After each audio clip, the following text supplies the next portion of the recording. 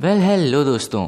आज मैं एक 2006 में रिलीज हुई हॉरर और मिस्टीरियस मूवी की स्टोरी एक्सप्लेन करने वाला हूँ। ये 100 सीरीज का थर्ड पार्ट है और अगर आपने अभी तक पहली दो मूवीज नहीं देखी तो आई बटन पर क्लिक करके आप वो मूवीज पहले देख लो, क्योंकि ये सभी मूवीज आपस में कनेक्टेड हैं। और मूवी स्टार्ट करने से पहले चैनल को सब्सक्राइब करके बेल आइकन भी ऑन कर लो, जिससे सभी नई मूवी एक्सप्लेनेशंस आप तक सबसे पहले पहुंचेगी। So let's begin with the movie saw 3।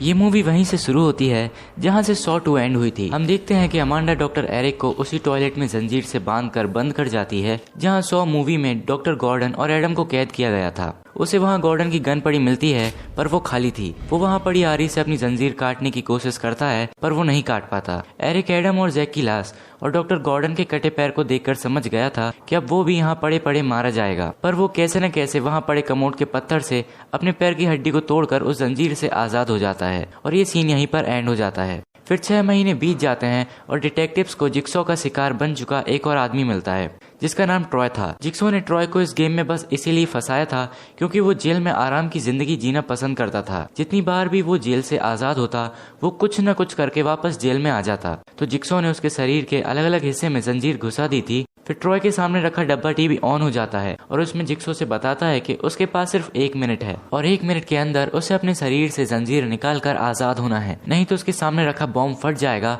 और उसके शरीर के चिथड़े उड़ जाएंगे। वो निकलने की बहुत कोशिश करता है। देखने में तो वो सीन बहुत ही दर्दनाक था, पर ट्रॉय समय रहते उसका टेस्ट पूरा नहीं कर पाता और वहीं बॉम्ब फटने से उसकी मौत हो जाती है। इस केस को डिटेक्टिव एलिसन हैंडल कर रही थी। डिटेक्टिव एलिसन को ये समझ नहीं आता कि जिक्सॉ तो सबको बचने का बराबर मौका देता है, पर यहाँ का दरवाजा सील था ताकि वो आदमी यहाँ से आजाद होने के बावजूद भाग ना सके। और पिछले पार्ट में जिक्सॉ मरी हुई हालत में था, तो गेम का ये सेटअप उसने अकेले कैसे किया। वहीं डिटेक्टिव एरिक जो उन जंजीरों से आजाद हो चुका था, पर अभी 6 महीने बाद भी उसका कोई अता पता नहीं है और इसके बारे में हमें आगे पता चलेगा। डिटेक्टिव एलिसन खुद को एरिक का जिम्मेदार मानने लगी थी क्योंकि उसने ही एरिक को पिछले पार्ट में जिक्सॉ के केस में लगाया था। फिर रात को जब एलिसन ट्रॉय के क्राइम सीन से मिले वीडियो टेप्स और क्लूज देख रही थी, तभी अचानक से उसके टीवी में उसी की लाइव वीडियो चलने लगती है। वो समझने की कोशिश करती है कि उसके साथ ये कौन कर रहा था, पर तभी पीछे से कोई पिग मास्क पहना हुआ आदमी उसे किडनैप कर लेता है।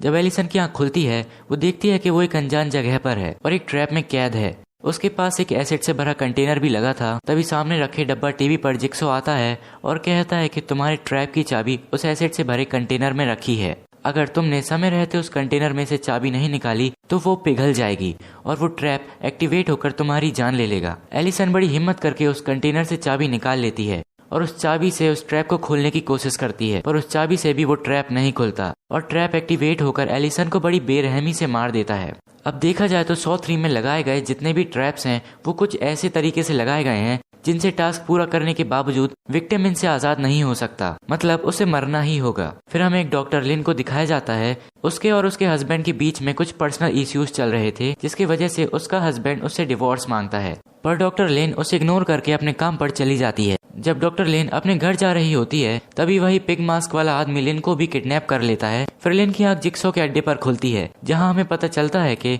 उस पिग मास्क के पीछे अमांडा ये सब कर रही थी। वो लिन को जिक्सॉ के पास लाती है जो कि वहां बेड पर लेटा था और उसके गले में एक ट्रैप फिक्स कर देती है। जिक्सॉ लिन को बताता है कि उसे कैंसर है और उसे जिक्सॉ को तब तक जिंदा रखना होगा जब तक उसका दूसरा विक्टिम अपना टास्क पूरा नहीं कर लेता। उससे पहले अगर जिक्सॉ मरा या उसकी हार्ट बीट कम हुई तो लिन के गले में लगा ट्रैप अपने आप ऑन हो जाएगा और उसकी बहुत बुरी तरीके से मौत हो जाएगी। फिर हमें जिक्सॉ के दूसरे विक्टिम जेफ को दिखाया जाता है जो कि एक डिब्बे में कैद था। जेफ को यहाँ लाने की वजह यह थी कि उसके बेटे की एक कार एक्सीडेंट में मौत हो गई थी और उसके कातिल को कोर्ट ने सिर्फ 6 महीने की सजा देकर छोड़ दिया। इसके वजह से उसके अंदर बहुत सारी गुस्सा भरी हुई थी और वो हमेशा डिप्रेस्ड और नशे में रहता था और इसी वजह से वो अपनी छोटी बेटी और वाइफ को इग्नोर किया करता था। जेफ के इन्हीं हरकतों की वजह से जिक्सॉ ने उसे अपना शिकार बना लिया। उसी डिब्बे में जेफ को एक टेप रिकॉर्डर भी मिलता है जिसमें जिक्सॉ से बताता है कि उसे 3 टेस्ट पार करने हैं जिन्हें पार करने के बाद उसे उसके बेटे का कातिल मिल जाएगा। अमांडा जिक्सॉ को बताती है कि जेफ का टेस्ट स्टार्ट हो चुका है।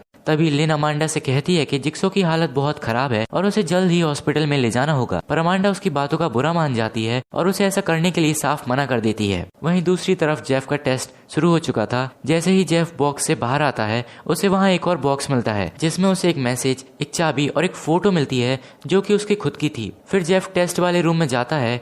पहले टेस्ट में उसे एक लड़की मिलती है। इस लड़की को यहाँ इसलिए लाया गया था क्योंकि जब जेफ के बेटे का एक्सीडेंट हुआ था तब वो लड़की वहीं पर मौजूद थी और उसने जेफ के बेटे का एक्सीडेंट होते हुए देखा था। पर वो कोर्ट के झंझट में नहीं फंसना चाहती थी, इसलिए उसने कातिल के खिलाफ गवाही नहीं दी। इस गेम में उस लड़की के पास लगे पाइप से जल्दी इंस्टेंट फ्रीजिंग वाटर निकलेगा जो उसे जमा कर फ्रीज कर देगा। अब यहाँ तो जेफ उस लड़की की गलती माफ करके उसे बचा ले, यहाँ तो वो उसे वहीं तड़पते हुए मरने छोड़कर उससे अपना बदला पूरा कर ले। तभी उस लड़की का समय शुरू हो जाता है और पाइप्स में से पानी आने लगता है। वो लड़की जेफ से बार बार मदद मांगती है, जिससे जेफ का दिल पिघल जाता है। जिस चाबी से वो लड़की आजाद होती वो चाबी कुछ पाइप्स के पीछे थी, तो जेफ उस चाबी को निकालने की कोशिश करता है। उस दौरान उसे भी चोट लगती है, पर वो उस चाबी को निकालकर उस लड़की को बचाने जाता है, पर तब तक काफी देर हो चुकी थी। वो लड़की पूरी तरह से जम चुकी थी और उसकी मौत हो चुकी थी। फिर जेफ आगे बढ़ता है जहां उसे एक और बॉक्स मिलता है जिसमें उसके लिए एक और मैसेज था, साथ ही उसमें एक बुलेट और उसके बेटे की फोटो भी थी। फिर थोड़े और आगे जाने पर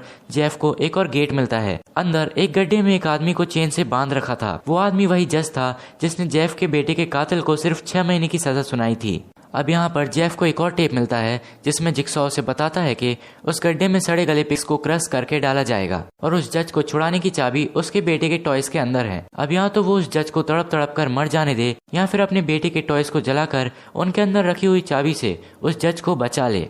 पहले तो जेफ खुश था, पर बाद में उसे याद आता है कि वो अपने बेटे को तो नहीं बचा पाया। अब वो नहीं चाहता कि वो किसी और के मौत की वजह बने, इसलिए वो अपने बेटे के सभी टॉयज को जलाकर एंड टाइम पर जज को बचा लेता है। वहीं दूसरी तरफ जिक्सॉ की हालत बिगड़ती जा रही थी, इसलिए मजबूरन लिन को उसकी सर्जरी करनी पड़ती है जिससे उसका प्रेशर रिलीज हो जाए। लिन उसकी सर्जरी करती है और इससे जिक्सॉ को काफी अच्छा लग रहा था। वो सपनों की दुनिया में चला जाता है। वहाँ उसे अपनी वाइफ के साथ बिताए हुए पल याद आते हैं। जिक्सॉ लिन को अपनी वाइफ समझ रहा था, इससे अमांडा काफी जेलस फील कर रही थी और वो भी अपनी पुरानी यादों में चली जाती है। उसकी यादों से हमें ये पता चलता है कि सॉ मूवी में एडम को किडनैप करने वाली अमांडा ही थी। मतलब अमांडा शुरू से ही जिक्सॉ की हेल्प कर रही थी। उसने ही एडम को बाथटब में लेटाया था। जिक्सॉ के अकॉर्डिंग चाबी को ऐसी जगह होना था जहां से एडम को वो आसानी से मिल जाए, पर अमांडा ने उसे ऐसे ही फेंक दिया। मतलब जिक्सॉ के गेम में एडम को फ्री होना था, पर अमांडा की वजह से ऐसा नहीं हो पाया। और उसके बाद अमांडा फिर से उस टॉयलेट में गई थी एडम को मारने के लिए, ताकि वो भूख प्यास से न तड़पकर डायरेक्ट मर जाए। और इसीलिए अमांडा ऐसे गेम्स बना रही है जिससे बचकर निकला नहीं जा सकता। वहीं जेफ अपने लास्ट टेस्ट तक पहुंच चुका था। वहां उसे मिलता है अपने बेटे का कातिल। वो भी एक ऐसी मशीन से बंधा था जो कि धीरे धीरे करके उसके शरीर के हिस्सों को मोड़कर तोड़ देती, और उसकी चाबी एक शॉटगन के ट्रिगर से बंधी थी। अब जेफ के पास फिर से 2 ऑप्शन थे, या तो वो उसे माफ कर दे या उसे अपने सामने मरने दे। वो हमेशा से ही अपने बेटे के कातिल को मारना चाहता था, पर इस समय वो उसे मरता हुआ नहीं देख पाया। वो बहुत होशियारी से चाबी निकालता है जिससे गोली उसे नहीं लगती, पर उसके पीछे खड़े हुए जज को लग जाती है और वहीं उसकी मौत हो जाती है। जेफ अपने बेटे के कातिल को आजाद तो कर देता है, पर तब तक काफी देर हो चुकी थी। वो भी मशीन के वजह से मारा जाता है। अब जेफ ने अपने तीनों टेस्ट पार कर लिए थे, इसलिए जिक्सॉ लिन को वहां से जाने देता है। पर अमांडा तो लिन से बदला लेने की आग में थी, इसलिए वो उसे मारने वाली थी। जिक्सॉ उससे कहता है कि अगर तुमने लिन को मार दिया तो तुम भी मारी जाओगी, पर अमांडा जिक्सॉ की नहीं सुनती और वो उसे बताती है कि वो जिक्सॉ के टेस्ट में विश्वास नहीं रखती, इसलिए वो लोगों को टेस्ट के बहाने मार रही थी। वहीं जेफ जब आगे जाता है उसे वहां लॉक लगा मिलता है। तभी उसे याद आता है कि उसे पहले एक बॉक्स में इसकी चाबी मिली थी। वो उस लॉक को खोलकर वहां से आगे बढ़ता है। फिर वहां उसे एक और बॉक्स मिलता है जिसके अंदर एक और मैसेज और एक गन थी। वो उसके अंदर मैग डाल लेता है। जेफ समझ गया था कि अभी भी उसका टेस्ट बाकी है। जब वो आगे बढ़ता है वो जिक्सॉ के रूम में आ जाता है, पर वहाँ अमांडा लिन को गोली मार देती है। ये देखकर जेफ भी अमांडा को गोली मार देता है, क्योंकि लिन ही जेफ की वाइफ थी और जो लड़का शुरुआत में लिन के साथ दिखाया गया था उसके साथ तो बस उसका अफेयर चल रहा था। और जिक्सॉ के कहने अनुसार लिन को गोली मारते ही अमांडा खुद भी मारी गई। जिक्सॉ जेफ से कहता है कि तुम अभी भी लिन को बचा सकते हो, तुम्हें बस मुझे माफ करना होगा। तो अब यहाँ तक आकर वो जिक्सॉ को भी माफ कर देता है, पर वो कहता है कि जैसे वो सब लोग मारे गए जिन्हें मैंने माफ किया था, वैसे तुम्हें भी मरना होगा। और वो उसे भी मार देता है। मरते समय जिक्सॉ के हाथ में एक टेप रिकॉर्डर था जिसमें जिक्सॉ कहता है कि ये तुम्हारा टेस्ट था और तुम इसमें फेल हो चुके हो क्योंकि तुम्हारा एक और बच्चा है। मतलब कि अभी भी जेफ का टेस्ट ही चल रहा था और सिर्फ जिक्सॉ ही जानता था कि उसकी बेटी कहाँ है और अब वो भी कहीं मारी जाएगी। और तो लिन के गले में लगा ट्रैप जिक्सॉ की धड़कनों से जुड़ा था, उसके मरते ही लिन के सर के भी चिथड़े उड़ जाते हैं। अब जेफ ने अपनी वाइफ और बेटी दोनों को गवा दिया था। वहाँ के सभी रास्ते बंद हो जाते हैं और जेफ वहीं फंसा रह जाता है। And here movie ends. Hope you enjoyed this video.